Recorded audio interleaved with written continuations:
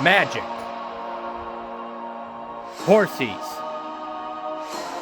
Drugs. Transport. My cousin's second college roommate used to tell me stories of the old days, when the Jeff kept peace between the Magic Kingdom, Horsey Herd, Drugs Nation, and Transport Deep State. But everything changed when the Drugs Nation attacked. Only the Jeff, master of all four exports, could stop them. But as soon as the world needed him most, he vanished. Nearly 2 hours have passed, and the Drugs Nation is nearing victory in the war. 5 seconds ago, my father and the men of our herd left to go get milk and cigarettes, leaving me and French the Marshmallow to look after our herd. Many say that Jeff already went home with his mom, and now the world is doomed. But I haven't lost hope. I believe that somehow, some way, the Jeff will return to save the world.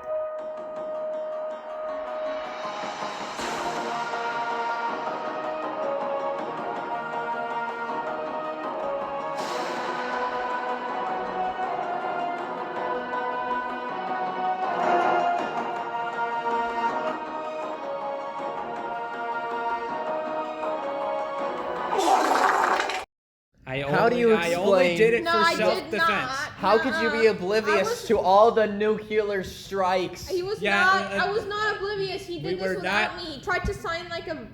I don't Yeah, know. Bill of Rights. Did you know that I am actually a war criminal who got away with everything he did? You don't? Well, first of all, catch up on the lore, bozo. And second, not in real life, just wanting to make that clear, but rather a game we made up on someone's back porch. What was this game? Chalk Slab Island. We've played it 2 times, once this past June and once this past October. Both times were really, really fun. And this game in particular constitutes for about 50-60% of our group lore. Yes, all of our dumb inside jokes have lore to them. So, I am going to cover the history of the 2 Chalk Slab Island sessions, starting now. I love democracy. I love the Republic. Now, when we initially went outside to touch cement, we didn't have the idea of this big political game in mind, but we were just drawing instead. And there was also a stack of chairs near the back. Now, if you've been on the internet, you will know that sitting on a large amount of chairs at once is a symbol of ultimate power. So we decided that whoever sat on the chair was the leader of Chalk Slab. So for a while, we all just kind of sat around making chalk drawings. But here's what would happen. Whenever someone would get out of the chair to, I don't know, get a drink or make a drawing, there would always be someone who would rush over like the Flash and then sit in the chair. Soon we introduced the idea of someone co-ruling by adding another little chair, but that didn't really help. So we decided to change Chalk Slab from a monarchy to a democracy. Completely different from democracy, by the way. I would dive into the details, but that would make this video like 20 hours long. Anyway, so the then current ruler had term limits. And since I couldn't be the ruler of Chalk Slab, I was given the mantle of Violence Man. Because since there's too few people on Chalk Slab to have any kind of military, there would be one in the military, the Violence Man. But soon I did lose my title to someone else, which, I mean, wasn't really a big deal, given what else was happening at the time. See, one of my other friends had another friend who was ginger. And her whole family are also ginger. This includes her Fortnite-addicted, brain-rotted little brothers. And this event is what I've dubbed the invasion of the Redheads. By the time the Redheads came around, the current ruler's time in office was up. So there was an election. It was me versus this one guy versus the Redhead woman. The Redhead woman won the election. So now with her in office and the other Redheads as advisors, the new regime would begin. Soon, the amount of rulers would increase to 3. Brain-rotted little brothers 1 and 2, who were formerly advisors, became presidents, councilmen of the Chalk Slab, alongside Redhead Woman, forming the Ginger Triumvirate. The Ginger administration was something else, honestly. Like, it would have made sense if their first executive order was to remove term limits, or colonize one of the areas that hasn't been colonized yet. But no. The first law they made was to remove women's rights, because again, brain-rotted children. Understandably, quite a few people were mad from this new law, so there was an idea. What if we seceded, and then we remembered our drawings? There were 3 secessions, me and 2 other people. I took the empty south portion, along with all the stuff in the northern and central portions that had no drawings on them. One of the other guys was on this little square, and one of the girls took over the entire driveway. From this, the initial Chalk Slab Redhead regime had shrunken down by like at least 40%. During the later parts of the regime's existence, all of these new countries began to do stuff. My country in particular was very, very busy. See, anything that was covered in any type of cement was considered land. Any type of like building was considered like impossibly high mountains. And so the lawn was considered like the sea. And it just so happened that across the backyard there was a giant concrete slab. So what did I do? I claimed the entire thing for myself. We were fully past drawings by this point. Like, who cares if there's no drawings and no settlements? No, this place is mine. And while I was in the midst of building my empire, the Chalk Slab Republic was in a bit of turmoil. You see, the wise leaders were starting to lose their attention spans. And soon they just got tired of ruling. And soon we were back to just one ruler again. But by this point, the Chalk Slab Republic had one person living in it. One. Everyone else had either defected to another nation, had already gone home, or they were done playing the game. The utter irony of the only way the Chalk Slab could find peace was if there's only one ruler. And so, in the solitude of a dictatorship, the Chalk Slab Island Session 1 ended. Now, there was a 4-month gap between those 2 sessions. And Session 2 started far different than Session 1 did. But what we know did happen is that there were now 5 small starting nations. So I'm assuming there was this big Roman Empire style collapse that happened. And now we were picking up where the collapse of the Republic had left off. Like I said before, there are 5 starting nations, but there are 6 primary sources, if you will. Well, less primary sources and more resources that each country makes. These 6 resources were weapons, so anything that's like, anything you can use to hurt someone. Spices, which... not the kind of spices you're thinking of. Horses. Just horses. Magic, which, looking back on it, is kinda overpowered. Transport, and yes, that means that every other country can use nothing but their feet to move. And technology, same situation. You could never technologically advance if you weren't at least friends with technology. And so, these 5 nations initially existed in harmony. My plan was to take literally everything that was not already taken. We also decided we want to expand on how you could get to these more frontier-ish areas of the Chalk Slab area. What you had to do was get a key. This key could open one of 2 gates, one in the west and one in the east. You could only open one though, because reasons.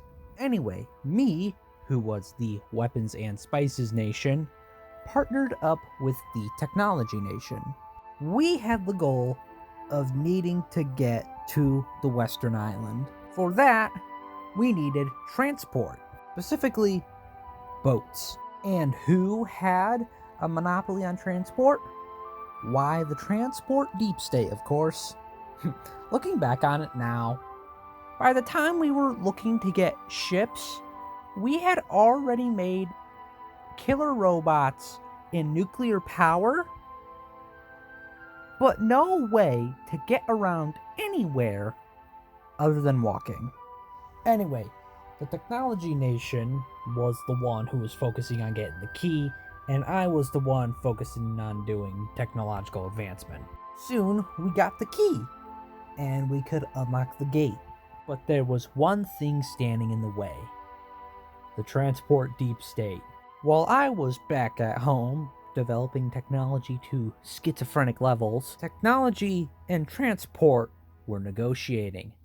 Now, technology was not a good negotiator, and actually accepted something where the contract said that all money that was made as income from that nation would be funneled into the transport deep state. And in exchange for complete and utter servitude, we would get the ships needed to go across the sea.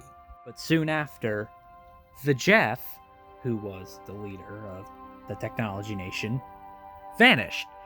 And by vanished, I of course mean he went home with his mom.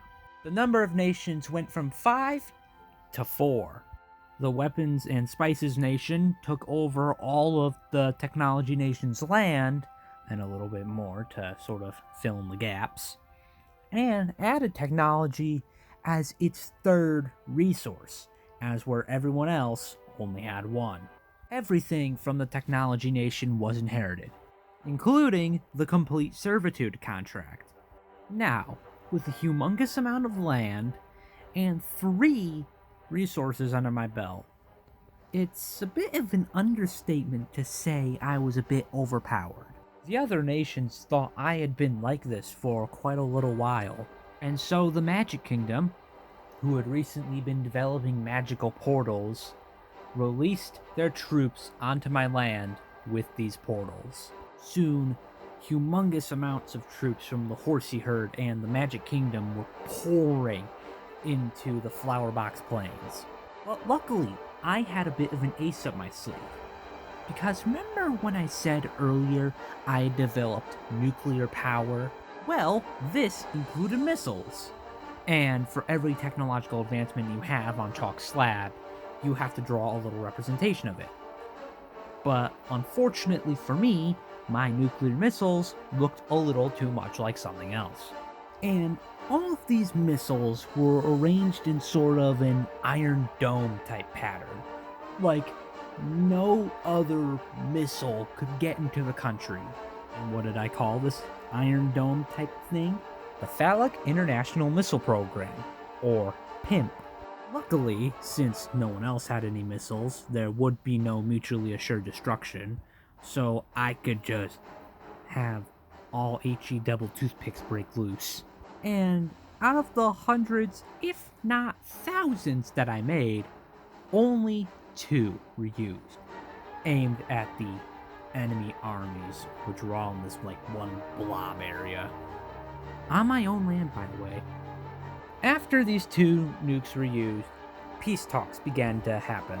Now, the sides in this war were the Horsey Herd and the Magic Kingdom versus the 3 exports country, which I'm going to be calling it now because I don't feel like listing all 3 of those, and the Transport Deep State. And since the contract from oh so long ago, technically, the 3 exports nation is a puppet of the Transport Deep State. So that made things a bit more complicated, and we had to take it to court. Another big issue that had to be dealt with is my declaration of independence from the Transport Deep State.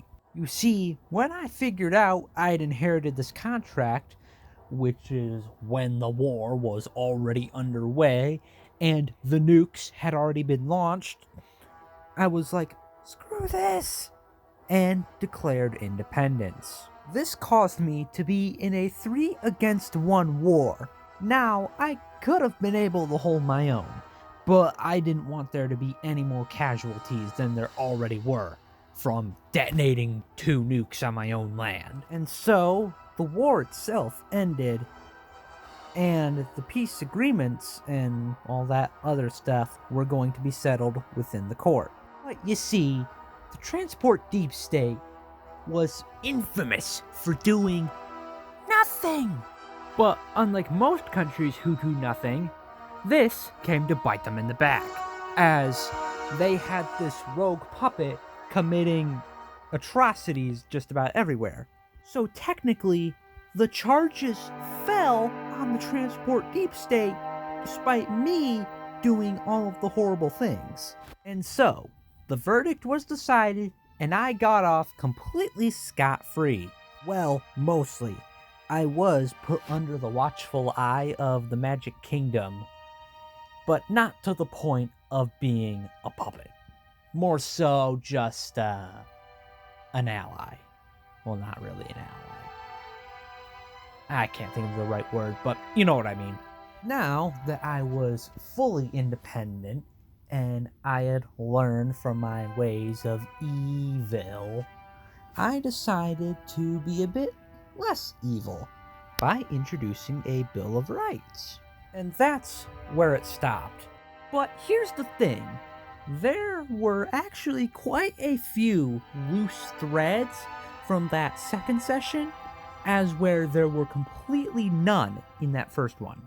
First, unresolved plotline. The Final Frontier. See, during the war, I had been making some technological advancements for going into space. And it went as far as an ISS-esque type of space colony that orbited the Earth. And the policy is to basically colonize any world that's habitable, but doesn't have sentient life on it. Unresolved plotline number 2. The East Beyond the Eastern Gate. I had this part of my nation sort of snaking around the Magic Kingdom, going up to the gate of the driveway. My hope is that I'd be able to open the gate somehow and take the whole thing for myself. But here's the thing. After Session 1, we don't know what happened here. There could be like 2,000 little warring kingdoms for all we know. Unresolved plotline number 3. The New Block. This is a new era of geopolitics after the war. Instead of it being the Transport Deep State and the 3 Exports Nation, it's the Magic Kingdom and the 3 Exports Nation. The transport deep state is now completely dysfunctional, leaving the horsey herd on its own. And since the deep state is dysfunctional, that leads me to unresolved plotline number 4, the newly independent colony. See, part of that original contract was to give the transport deep state the upper third of the western island. And now, with the deep state being just kind of dead now, that colony is technically independent. And that brings the number of nations back up to 5. And you know what that means? If we decide to continue this storyline in Session 3, there's the likely possibility that out of this new independent colony, that the Jeff will be born again.